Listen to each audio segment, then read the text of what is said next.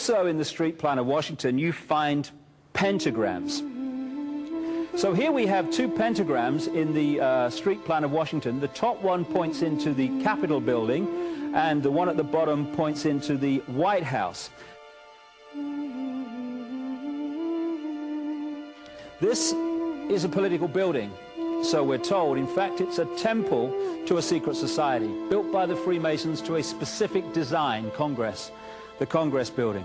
Where did it get its name from? Capitol Hill, from a sacred place of the Roman Brotherhood going way back called Capitoline Hill. And when Madeleine Albright, high priestess of this brotherhood, became Secretary of State, and she went across on her first overseas visit to Europe, she actually went to Rome and made an official visit, what for her would have been a pilgrimage to Capitoline Hill in Rome, and that's where we get Capitol Hill from. This is George Washington. In the last century, they decided they didn't have a decent statue of George, so instead of getting an American to produce one, they ordered it from Italy, from Florence. And when it arrived on the dockside, people were staggered, because here was George, the first president of the United States, depicted naked from the waist up with this cloth over his Bill Clinton's, and then pointing up one arm, pointing down the other. What's going on? Unless you realize where these people are coming from, it's inexplicable. Well, if you just hold that in your mind, arm up, arm down, naked from the waist up, and then Bill Clinton's covered in a piece of cloth, well, this is where it's coming from. This is the ancient depiction of the compilation of the negative force symbol that the Templars worshipped, or the high-level Templars worshipped anyway, called Baphomet. And this is why that they depicted George Washington in that way.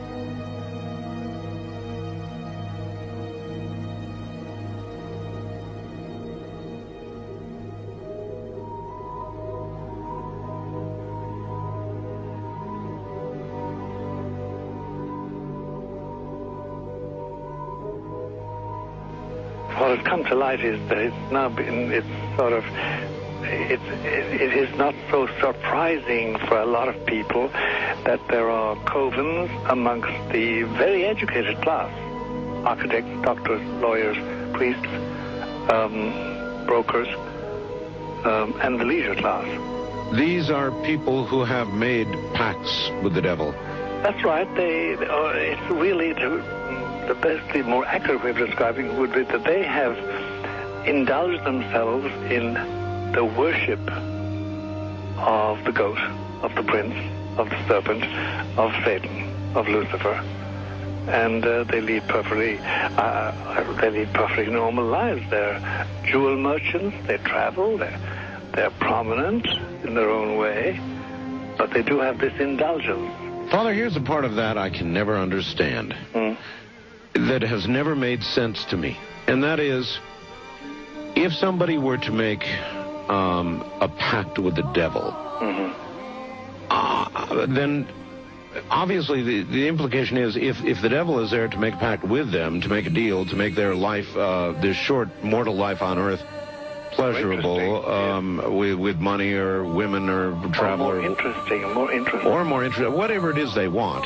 Yes. Then they are aware of the presence of the devil, and they are obviously aware then of the presence of God as well, and they nevertheless make a conscious, stupid, short-term, blind choice to take what they can get in this lifetime. And to embrace one, you must embrace the other. It's not like it's some wishy-washy person. I know you do.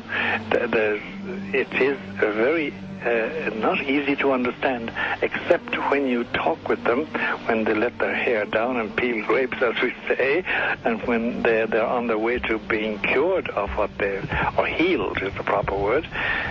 You find that there's an exhilaration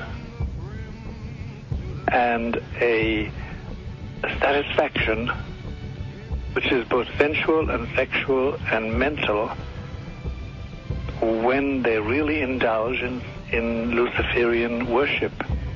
There is a peculiar exhilaration. Like a drug, then? Yes, it's a peculiar exhilaration. And of course, the godly instincts in us all, the angelic in us all, because we all have something angelic and something godly, besides everything else, a lot of other negative things, that is quenched. And you find in them a horror of anything, what we call sacred and holy, or sacrosanct, or the idea of the idea of the sacred, of the awesome.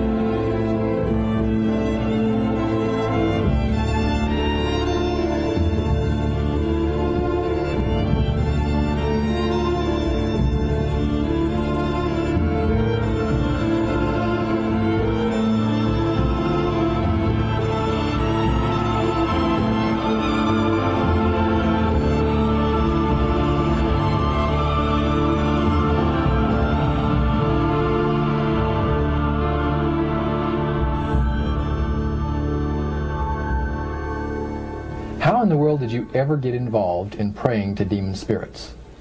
A fellow that had been on a particular ship with me, he told me, "Hey, I got something fantastic to tell you." He said, "I am affiliated with people that speak with the spirits of the dead.